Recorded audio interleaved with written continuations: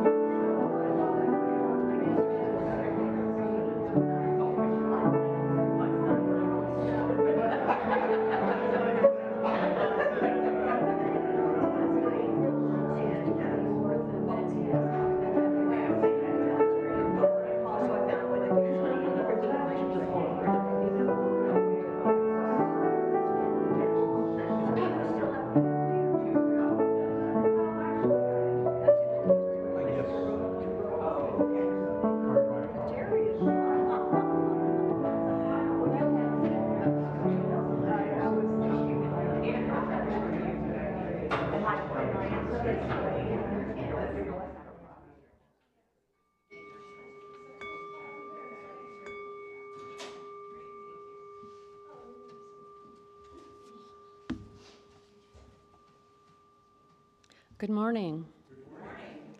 Welcome to Eastrose Fellowship, everyone here in the chapel and to those of you at home. We are happy you have chosen to join us this morning. I'm Jan Applin Curtis, your worship leader today, and Reverend Robin is our speaker. Her sermon, I'm sorry. I think it's out of habit, sorry. Reverend Barbara Stevens is our speaker. She's a longtime community minister with Eastrose, about 16 years now. She also works as a hospital chaplain. Her sermon today is titled, Listening Out of Stillness. And we have a land acknowledgement. Eastrose acknowledges that for at least 13,000 years, many tribes and bands have made their lives here, where our church home and our communities now exist. We remember and honor those people who made their homes in this land, the ones here now and those who lived here before. In peace, may we share this land and honor one another. Let's take a moment now and greet each other, both here in the chapel and online. So I'll have you stand up and face the clock by the back wall where our cameras are and wave to those at home. And then next you may turn to your neighbors and greet each other.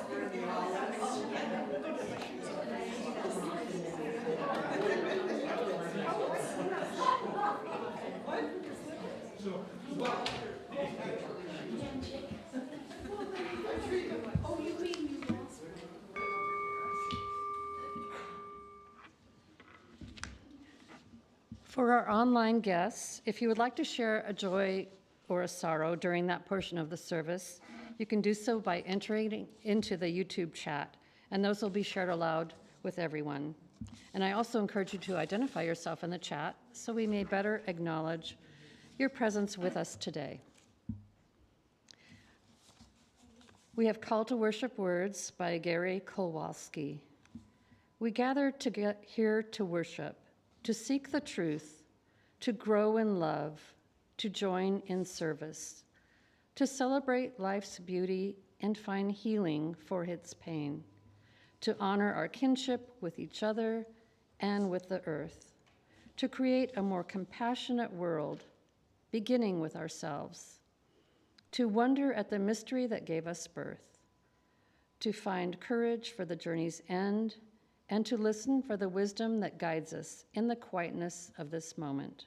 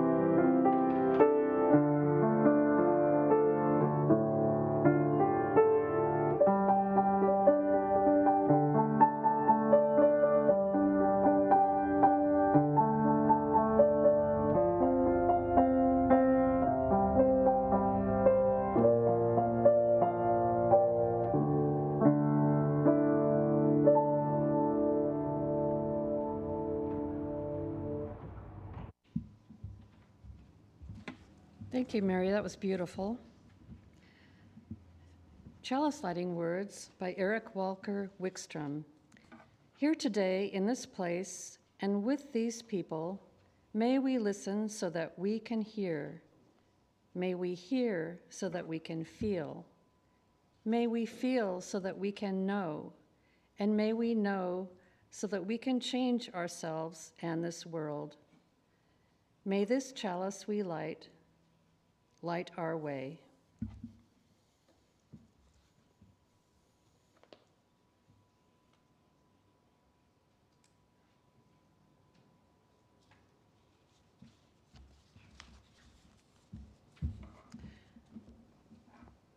Words from Stillness Speaks by Eckhart Tolle. Silence is helpful, but you don't need it in order to find stillness. Even when there is noise, you can be aware of the stillness underneath the noise, of the space in which the noise arises. That is the inner space of pure awareness, consciousness itself. You can become aware of awareness in the background to all your sense perceptions, all your thinking. Becoming aware of awareness is the arising of inner stillness. Now please rise as you are willing and able, in body or spirit, and sing number 286 in the gray hymnal, A Core of Silence, and the words will be on the screen. This is new to us, so I'll give you the melody first. Then we'll all come in together.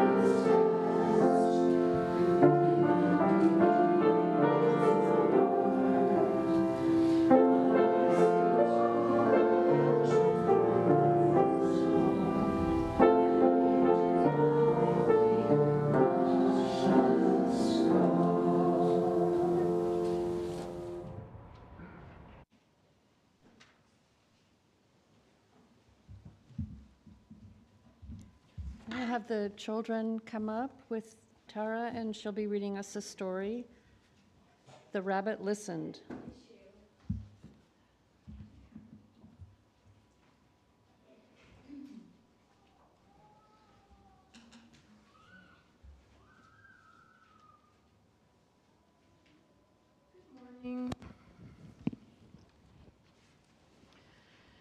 Today, I'm wondering if any of you have ever felt sad or upset and just needed someone to listen to you.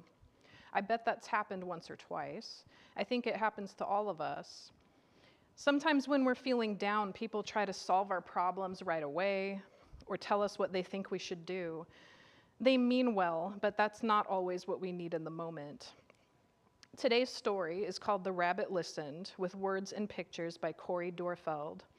There's a kid named Taylor in it who's very upset about something.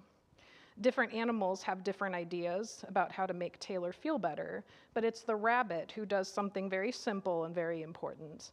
Let's find out what that is. The rabbit listened. One day, Taylor decided to build something new, something special, something amazing. Taylor was so proud. But then, out of nowhere, Things came crashing down. The chicken was the first to notice. Cluck, cluck, what a shame. I'm so sorry this happened. Let's talk about it. Cluck, cluck. But Taylor didn't feel like talking, so the chicken left. Next came the bear. Grr, rawr, how horrible. I bet you feel so angry. Let's shout about it. Grr, rawr, grr. But Taylor didn't feel like shouting, so the bear left. The elephant knew just what to do. Trumpa-da, I can fix this. We just need to remember exactly the way things were. But Taylor didn't feel like remembering, so the elephant also left. One by one they came, the hyena, hee, let's laugh about it. The ostrich, let's hide and pretend that nothing happened. The kangaroo, what a mess, let's throw it all away. And the snake, shh, let's go knock down someone else's. But Taylor didn't feel like doing anything with anybody, so eventually they all left until Taylor was alone. In the quiet, Taylor didn't even notice the rabbit, but it moved closer and closer until Taylor could feel its warm body. Together they sat in silence until Taylor said, "Please stay with me." The rabbit listened. The rabbit listened as Taylor talked. The rabbit listened as Taylor shouted. The rabbit listened as Taylor remembered and laughed. The rabbit listened to Taylor's plans to hide, to throw everything away, to ruin things for someone else. Through it all, the rabbit never left. And when the time was right, the rabbit listened to Taylor's plan to build again. I can't wait, Taylor said. It's going to be amazing. The rabbit didn't try to fix everything for Taylor or tell them what to do. The rabbit sat quietly and listened and didn't leave. The rabbit reminds us that being a good friend often means offering our ears, our time, and our presence rather than quick solutions. We will let Reverend Barbara and the adults continue this conversation while we go back to our classroom together. So if the people along the center aisle want to form a bridge, we'll sing the children out.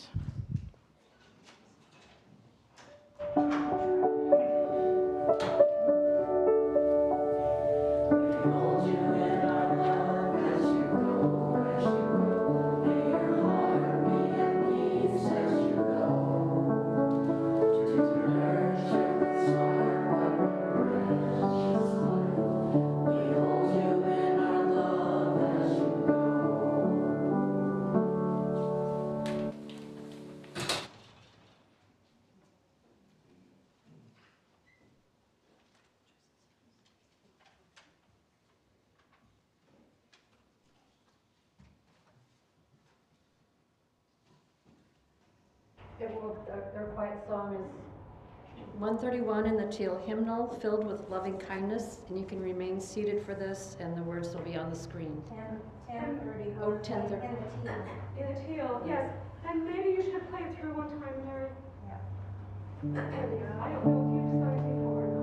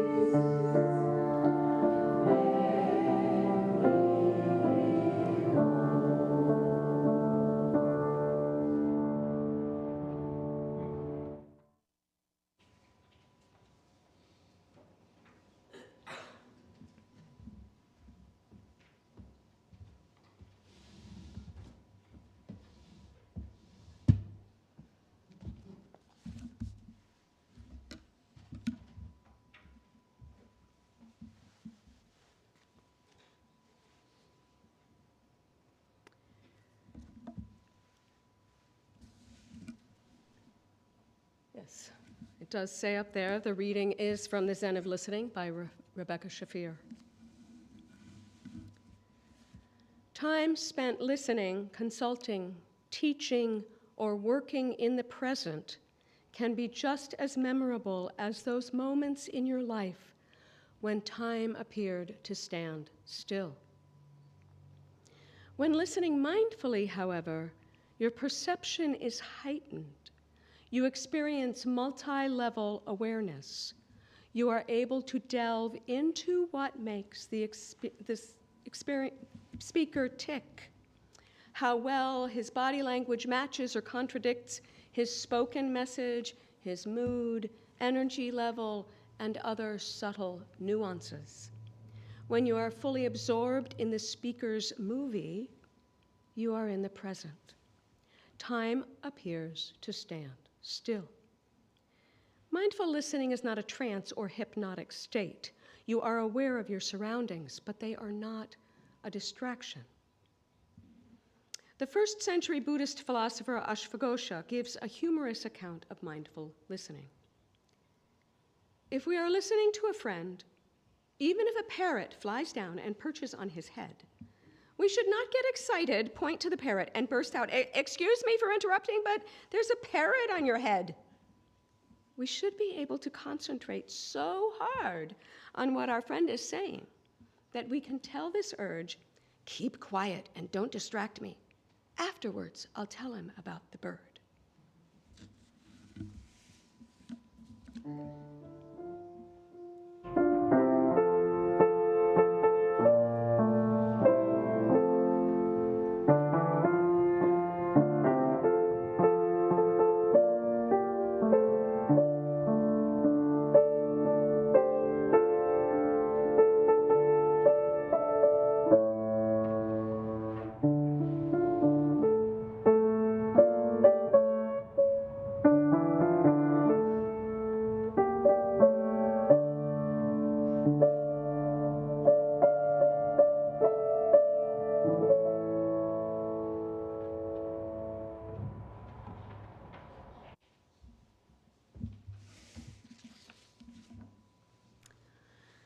So, listening is easy.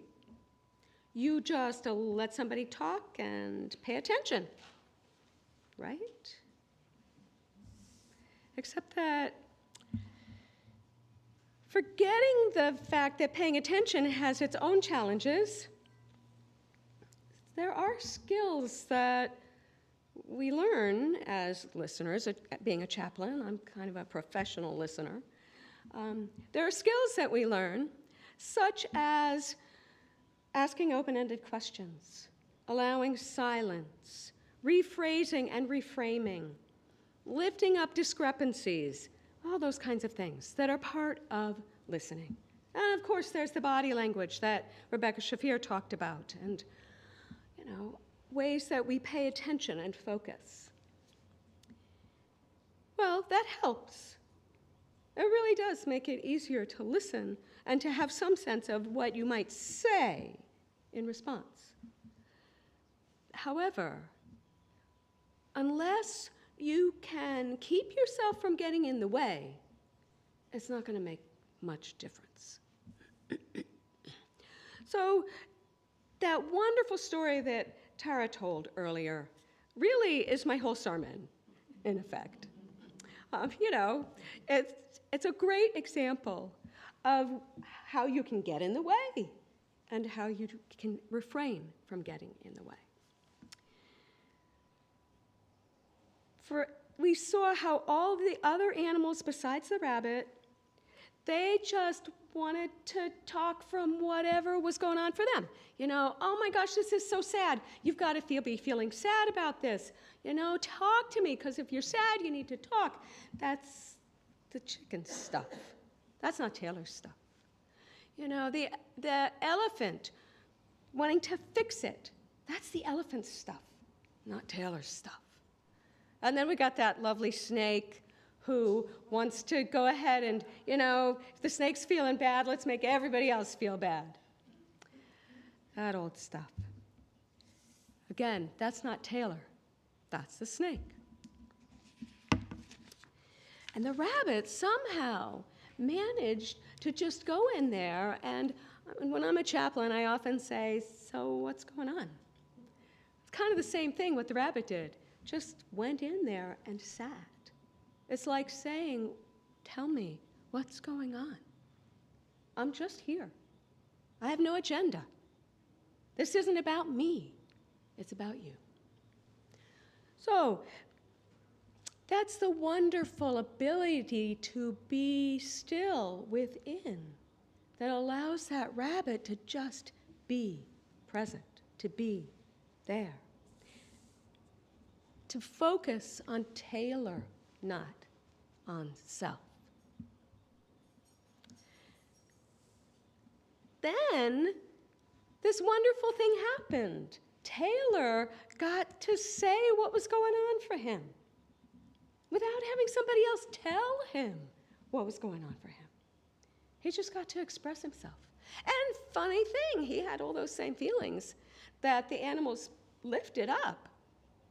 And yet, when we tell you you have these feelings, you don't get to experience them for yourself and own them and recognize them. So Taylor got to own them and recognize them and express them to somebody who didn't judge him for it, didn't tell him when he's saying, I want to go hurt somebody else, knock down somebody else's thing. Didn't say, oh, well, wait a minute, that's not okay. We don't do that sort of thing. Just sat there and allowed all that stuff to bubble up in Taylor. So then this magical thing happens. Taylor figures it out, can let go of all those feelings that were getting in the way and move on and build another tower. And it doesn't have to be the same tower, it gets to be whatever it is. It's going to be something even more wonderful. But Taylor could move on, let go, and move forward. Listening can be transformative. I had this funny experience when I was early on in my chaplaincy. I had an office at that time where I would see people, and this person came in to my office, and I say, so what's going on? And so he talked for, I think it was about an hour, non-stop. I know sometimes patients talk non-stop, and they're just, they're not getting deep down. They're really staying on the surface. And so sometimes I might try to ask some questions and see if I can get them anywhere. But this guy, he was really going down into what was going on for him. And he had all these feelings at the beginning, and he's talking it and talking and talking. At the end of it, he's come to a different place. And he says to me, well, that was really helpful. Thank you. Bye. I said not a word. Now, that's not very usual. But that's what the rabbit did. And it works sometimes. It's amazing how if you just let people talk it through, they figure out what they need to do. We are amazing that way. We really have so much of the healing power and the wisdom inside us if we are allowed to access it. So that's one thing that listening does. Now, in order to do that, though, there is the next challenge, which is getting out of our own way. It's not about us. That's one thing we learn in chaplain school, but you've probably heard that too. Not about us, it's about them. So that means we have to be still inside. We have to be quiet somehow. When that parrot lands on their head, we have to hold in all those feelings and reactions that we have, recognize them, let them go so we can be present. That's the stillness that Eckhart Tolle talks about. He talks about the inner space of pure awareness, consciousness itself. When I started seminary, I had actually never read the Bible. My parents were both atheists. I didn't believe in God. But, I actually had a call to ministry, so I went to seminary. So in the process, that's been a long time. It took me 16 years before I got ordained, and I've been ordained now for 16 years. So 30-something years. In that 30-year journey, I have come to a place where I don't know if there's a God or not, but there is something going on. And so I ask that something, whatever it is, to be there with me in my chaplain work, and it's pretty amazing that there is, whether it's my inner consciousness, awareness, that consciousness itself, I can key into something. And it does a lot of that work for me of being still. So part of learning to be still is learning to key into whatever that is, whether it is a religious and spiritual thing for you or it is not. It can be a secular thing, but that sense of presence, of being alive, that connects us to everything else that is alive. That is where the stillness can be found. And we don't have to have quiet to be still. There can be noise inside our heads also, and we can be still. And that's part of the gift of chaplaincy. I mean, there are moments when people say these outrageous things, or what I think are outrageous, and I'm sitting there as a chaplain, and I'm like, okay, Barbara, shh. That's your stuff, that's your reaction. You think that, sometimes I think that what they're talking about is really harmful kinds of stuff, or there's bigotry, and I'm thinking, okay, how do I lift this up? Is there something? I might look for an opening to kind of ask the question of, how can we soften this? How can you find some compassion, But that's really not my work. In that moment, my work is to be present to wherever that person is and honor that person. It's really hard. I don't always like it sometimes. I feel uncomfortable with it. And there are people, somebody with a personality disorder who really is stuck in their narcissism or their antisocial stuff. It's not necessarily a good thing to just sit and listen to them spout their story. Knowing how to navigate that, I don't always get it right. I know I don't always get it right. But every once in a while, I can just focus on, sounds like you feel. If you kind of go to the feeling and not the idea and or the belief, but stick with the feeling, it sometimes can move things and help people get that what their ideas are really is not the issue. It's the pain inside of them, and help them see the pain inside of them. But to do that, I've got to really get out of the way and be really focused and allow whatever wisdom there is to be there, that consciousness, to do some of that work. And that's the stillness. There's that place of being still. How do you get there? Well, that was part of my journey. That was probably why it took me 16 years to get to the place where I could be a chaplain. And for me, therapy is a great way to get there, because part of what gets in the way is our past. It's all that stuff that happened to us that we haven't processed, that we maybe don't even know is there, so that we're not even seeing reality very clearly. We think we see what's in front of us, and yet we're seeing it through the veil of our past. So figuring out our past, knowing, okay, that happened to me, which is why I'm feeling triggered about this particular thing. Once we get that, then those moments don't trigger us as much. We're not going to react as much. So that was a lot of what chaplain training was about, too, was what are those things that are going to trigger you? So that can help. Meditation is a great tool for stillness. And meditation doesn't mean going to that place where there's this crystal clear pool that doesn't have any ripples on it. It is about just sitting with whatever's going on and not trying to push it away and not clinging. So It's, oh my gosh, this is coming up. I don't like that. Yuck, I don't want to know that about myself. I'm going to pretend it's not there. I'm going to be the ostrich. No, it's not about that. It's about, ooh, I don't like this about myself. Okay, I'm pretty human, aren't I? All right, but I don't have to act out of this. I don't have to be that person anymore. That urge or those feelings may be there, but I don't have to respond from them. I don't have to act from them. So that's a shift where, okay, that's there. And maybe that stuff comes up when we're listening to somebody. Hi, I see you.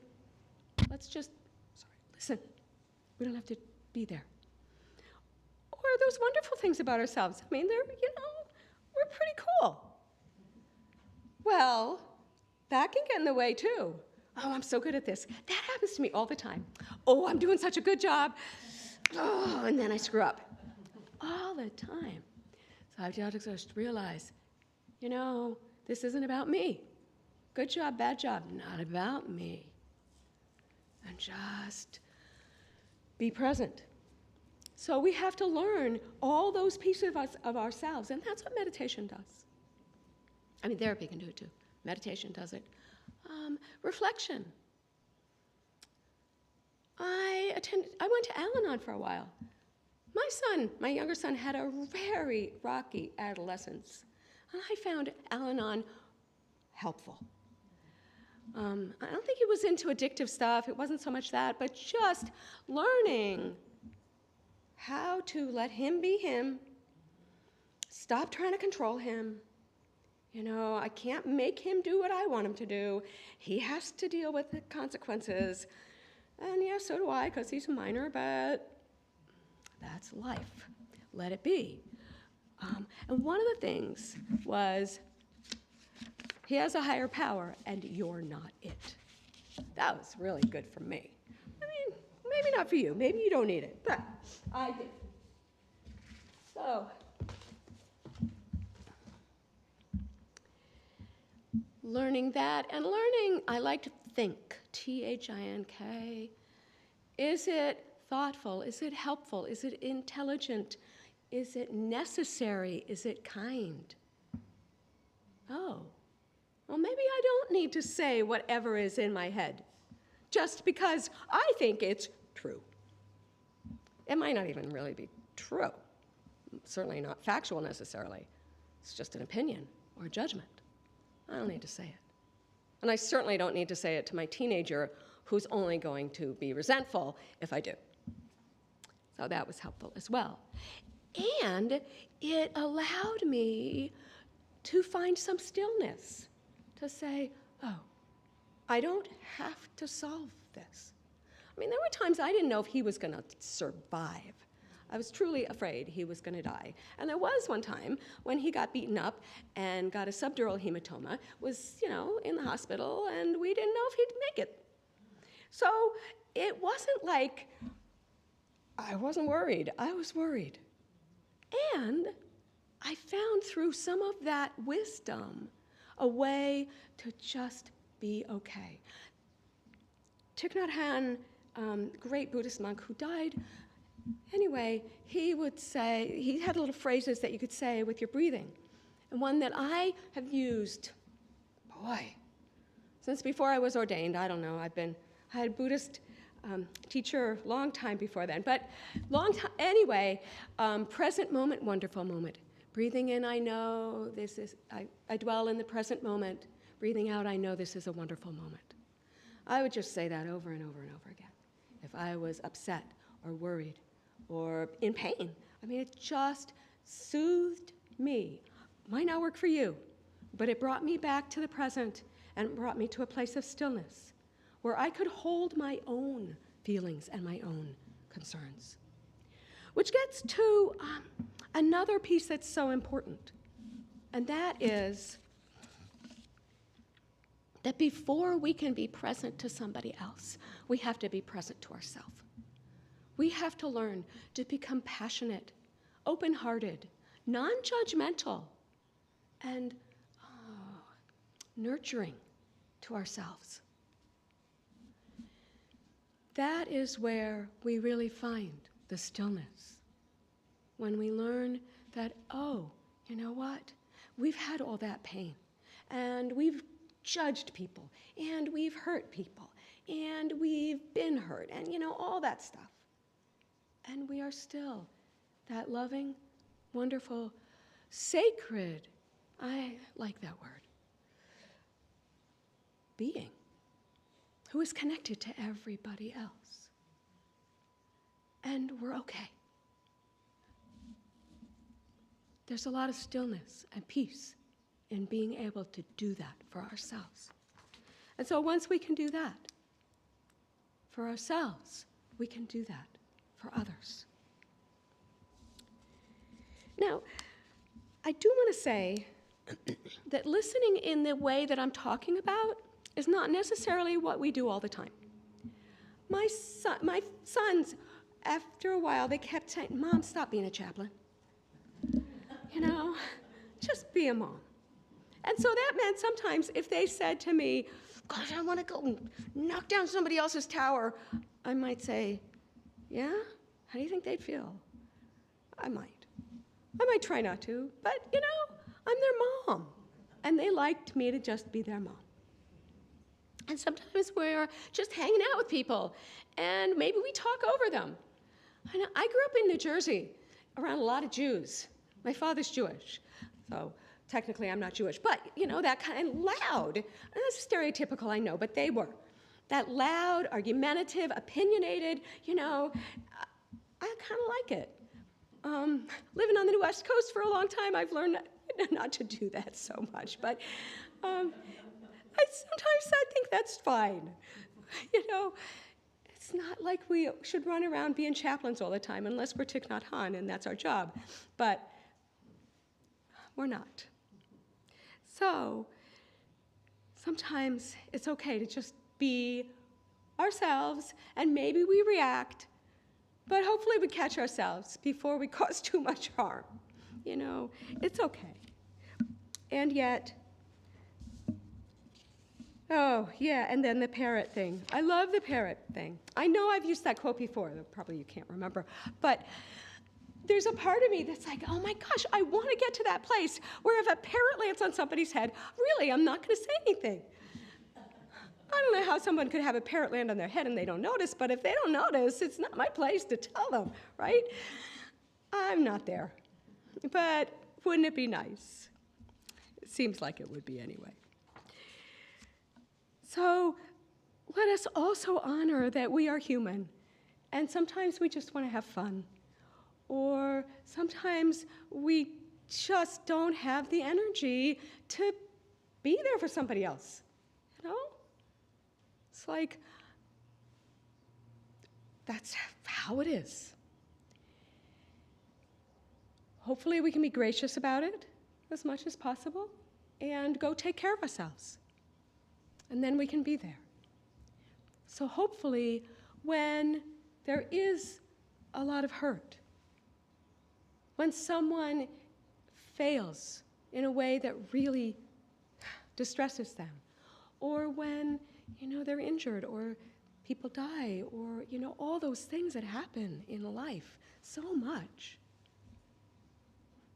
hopefully we will have done the work so that we have the stillness that allows us to be present, to listen, to be the rabbit who doesn't have to fix it or tell them what to feel, but allows. And any judgments can just drift past because they're just stories. They're not real. They're just ideas we have in our heads.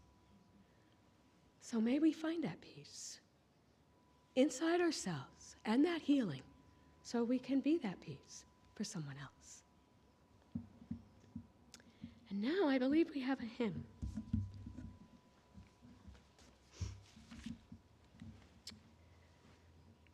It is number 325 in the great hymnal. Yes, Love Makes a Bridge.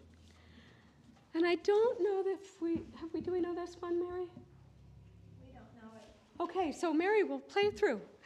I think it's a little easier though, so hopefully you'll get it without too much trouble. Please stand as you are able.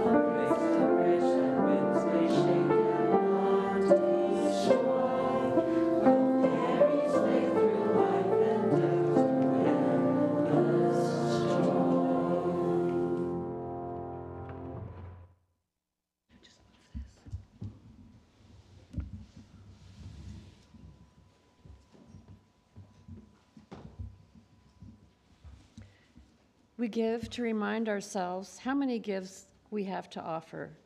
We give to remember that we are part of something bigger than ourselves. We give because we believe in music and sacred space. We give with the faith together we have enough. Half of each week's Sunday collection is shared with a local nonprofit.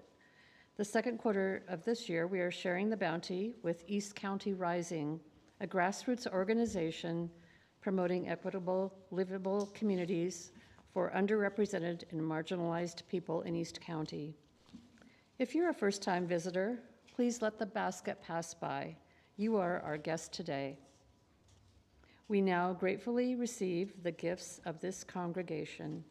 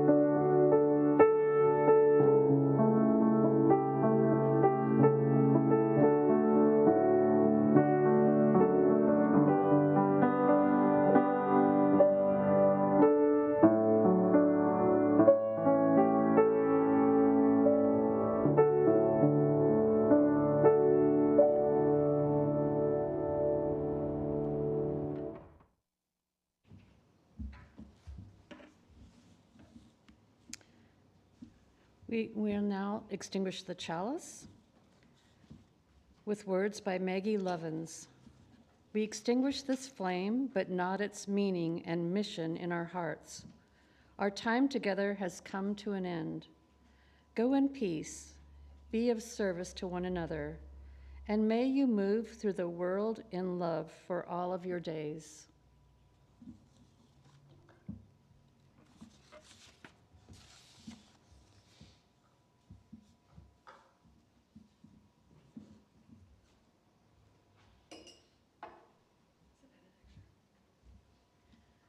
So, may you be filled with stillness and find that place of peace within and a love that can hold you so that you may be present for those who need it. Go in peace and love. Blessed be.